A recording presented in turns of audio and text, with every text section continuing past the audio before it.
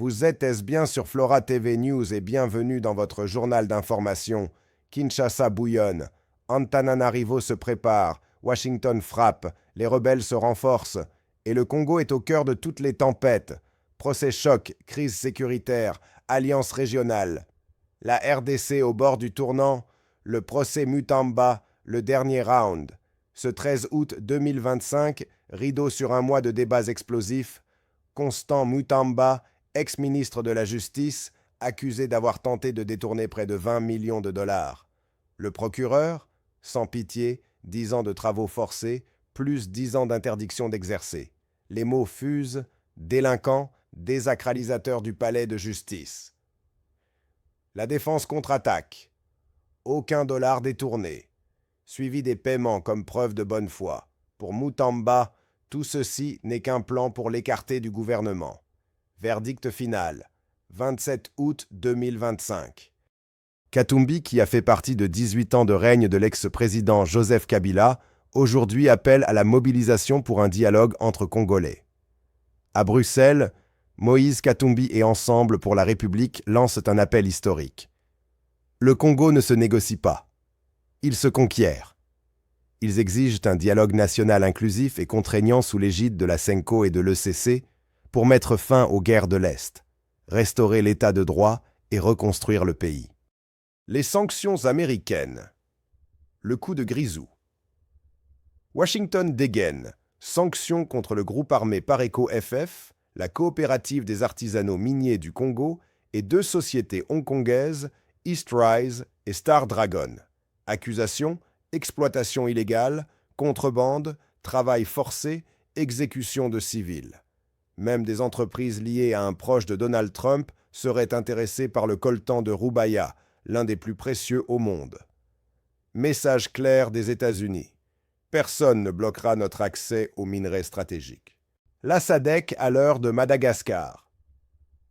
Le 17 août, Antananarivo accueille le 45e sommet de la SADC. Thème : faire progresser l'industrialisation, la transformation agricole et la transition énergétique pour une SADC résiliente. Le président Andry Rajoelina prend la présidence, succédant à Emmerson Mnangagwa. En coulisses, un conseil des ministres stratégiques s'est tenu du 12 au 14 août pour préparer ce moment. Et dans le contexte actuel, l'enjeu dépasse l'économie. Il s'agit aussi de trouver, avec le ACE, une issue à la crise sécuritaire dans l'est de la RDC. RDC, Brésil, un accord historique en préparation. Préparez-vous, car la République démocratique du Congo et le Brésil sont sur le point de sceller un partenariat économique qui pourrait changer la donne. Après plus de 50 ans depuis leur dernier accord commercial, oui, 1973, les 2 géants s'apprêtent à relancer leur coopération avec un texte totalement modernisé, prévu pour être signé en novembre lors de la conférence des parties à Belém.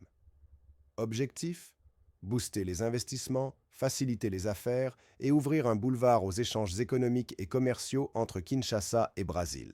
Ce mercredi 13 août, le ministre congolais du Commerce extérieur, Julien Paluku Kahongya, a annoncé la nouvelle après une rencontre stratégique avec le vice-président brésilien Gerardo Alckmin. Mais ce n'est pas tout. Avant la signature, une mission économique brésilienne débarquera à Kinshasa pour préparer le Forum économique RDC-Brésil, prélude à une visite officielle de la délégation congolaise au Brésil. Et cerise sur le gâteau, un accord d'exemption de visa pour les passeports diplomatiques et de services a déjà été signé, ouvrant la voie à des relations encore plus fluides.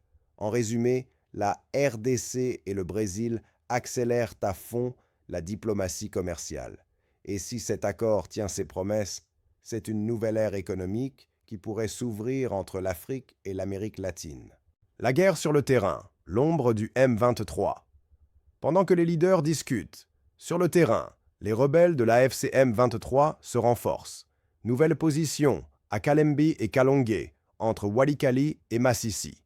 Camions remplis d'hommes, d'armes lourdes et de munitions arrivées de Kitshanga et Mouesso. Les habitants craignent une offensive vers Pinga, cible depuis plusieurs mois. Foot. Les léopards en mode combat à Nairobi veillent d'un choc au Cannes contre l'Angola. Daouda Lupambe, sélectionneur adjoint. On mise sur le collectif, pas les individualités. Oscar Cabouit, joueur. On veut gagner pour se positionner. Classement. RDC 3 points, 3e. Angola 4 points, 2e. Maroc 3 points. Une victoire rapprocherait les Léopards de la qualification. Procès Moutamba, Katumbi en campagne, sanctions américaines, sommet SADC, menace M23 et même un duel décisif au Cannes. Le Congo est à un moment critique. Le 27 août, tout peut basculer.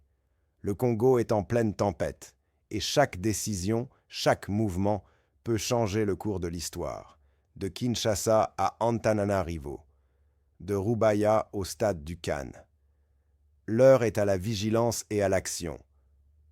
Abonnez-vous maintenant, car la suite, vous ne voudrez pas la manquer. On se retrouve très vite pour décrypter les coulisses, les alliances secrètes et les vérités qu'on ne vous dira pas ailleurs. Restez informés, restez connectés et surtout, restez vigilants.